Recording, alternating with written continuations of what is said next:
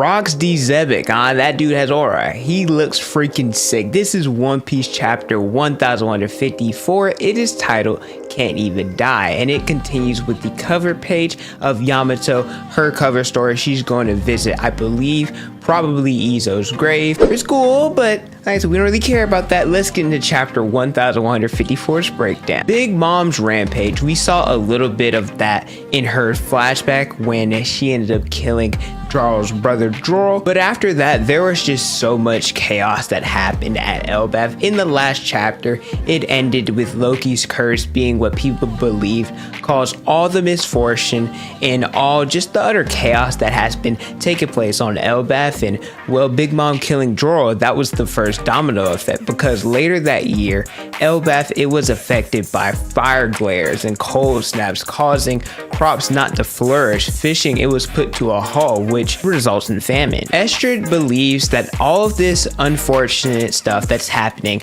at Elbaph is all because of Loki. We saw in the last chapter that Loki, after Estrid drew him off, punted him like a football, he ended up climbing back from the underworld to the sun realm, and he even made his way all the way back to the castle. He's still trying to receive love from his mom, and it's so heartbreaking because he breaks down the door like he's the freaking Kool-Aid man. He's just trying to be held by her, and she already thinks that Loki's ugly, and she even tells the guards to pluck out or gouge out his eyes. And at first I thought that was the reason why Loki covered his eyes in bandages, and I guess technically that is, but I thought it was like the more gruesome route that Loki, he didn't have any more eyes, hence why his observation hockey is so good. And his observation hockey is good, but that's not necessarily the case. He just chooses to cover his eyes because his mother was scared that much of them, and so he decided to cover them. I kind of touched on this a little bit earlier, but Elbaph, it is suffering from a famine,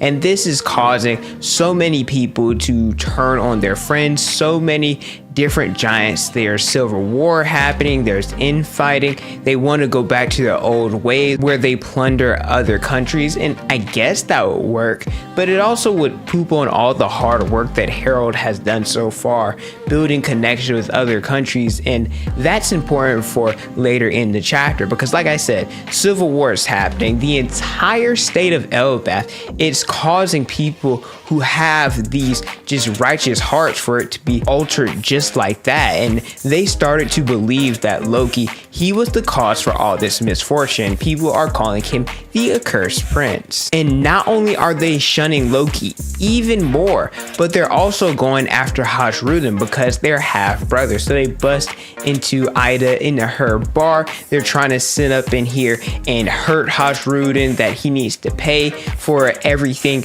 that Loki has done, and thinking that the curse is going to go away. It's not. And I think that people, or at least in the story, the giants, they're using this as a way that they can take their frustration out on someone else, because like I said, the curse is not going to be lifted if Harald is sacrificed. They're trying to hurt him, trying to hurt Ida, put her in a chokehold, when all of a sudden King Harald, he ends up returning, knocks the dog snot out of this giant, and rightfully so. You don't put your hands on a woman like that, especially another man's woman. Like, you don't do that to somebody's girl. Harald, he's been away from Elbaph because we know that he's been trying to establish different relationship with humans and create different connections. And is this good? Yes, because like I said, he is going and making different connections that helped later in this chapter, but also with Loki and his mother.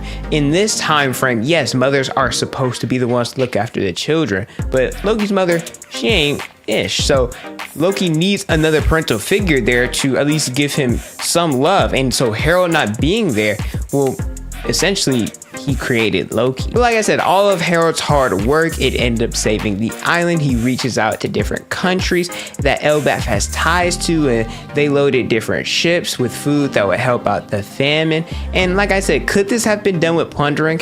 Yes, it could, but then the connections they would have built whenever they were in a time of need for something else, maybe not necessarily famine, but maybe there was a sickness that they needed a doctor outside of Elbaph to cure something, well, they wouldn't have that connection. So now they can scratch the giants of Elbaph's back. I'm talking about the humans, and then whenever the humans need something, the giants will be there. When Harald returned, it's unfortunate.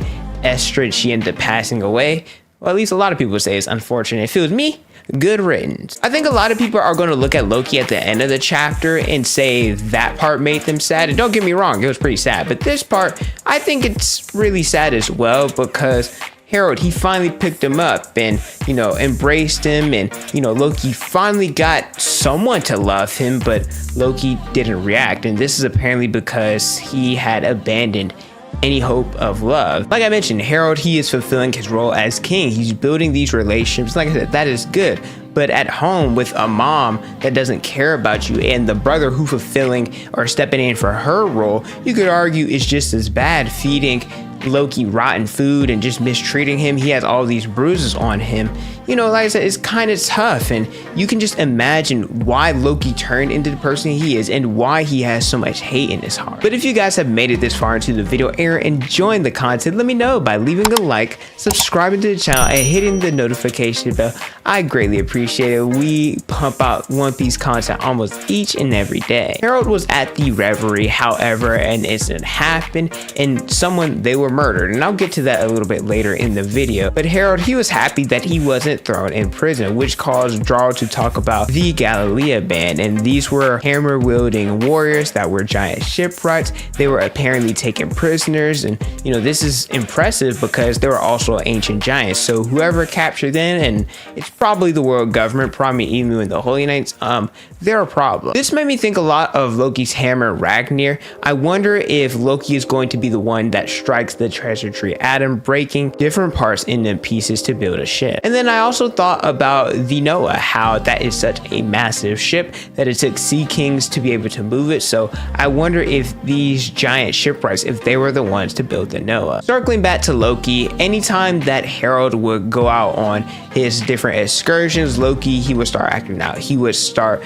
bringing different monsters from the underworld, and he would wreak havoc on the sun realm. He would attack buildings, he would attack women. Heck, shout out Harald. He tried his best, tried to stop him, tried to preach what his father was saying, but Loki wasn't having none of that. Loki said, bump all that, I'm the prince, father's weak, I'm gonna do whatever I want. Loki reminds me a little bit of, just a tiny little bit of Damian Wayne. Talented, very strong, but a spoiled brat. And as Loki has his reasonings, but Damian does too. As it's not one-to-one, but that's just the first person that I thought of. But yeah, Harald, like I said, tries to stop Loki, tries to spread peace, love, harmony like his father. Loki said, bump all that, I ain't doing that. He beats the heck out of Harald. It's pretty bad. Loki reminds me so much of Harald when he was younger, because Harald, he did all what he did because he was big, and Loki, he's doing the same thing to a certain degree. Like I said, part of it is because he's trying to seek that attention, but part of it is also because he's big and strong. And so I wonder, we know that Ida, she was the one to kind of talk some sense into Harald, so I wonder who's going to be that person for Loki, and maybe it might be Luffy. Loki is doing all this for attention. He didn't get any from his mother, and his father's not there, so if nobody's there to give him attention, obviously he's going to act out. And one thing that I mentioned earlier that made me really sad is Loki, he was about to attack a woman that was holding her child, and Loki ended up stopping the attack because he was a little bit envious. He never experienced a warm embrace like that, a mother that cared for their child. And so in seeing this, Loki, he jumps off the freaking sun realm back into the underworld trying to kill himself. There's different blood, of course, like he can't survive. Well, he can survive that jump, but it's still gonna hurt a little bit. And so Loki, he thinks it's so unfortunate because he can't even die. He's suffering so much right now. He's dealing with so much, and he's trying to end it all so that he doesn't experience the pain, but he can't even do that. And that reminds me a little bit of Kaido. A lot of people have talked about how Harald and Kaido could be related. Kaido was trying to seek death. He jumped from the sky island, and we know what happens. He didn't end up dying. While Loki is crying, a mysterious man shows up with his crew, or at least part of his crew, and this is none other than Xebec. We knew from Loki's statement that Loki met him, that Rox was someone that he looked up to, and so I think we were all expecting like the Harald Loki flashback to see Rox somewhere in here. I just wasn't expecting it to be this early. Rox is here along with Whitebeard, Stussy, and Shiki, and I'd say probably the crazy part is that we actually got a Rox reveal.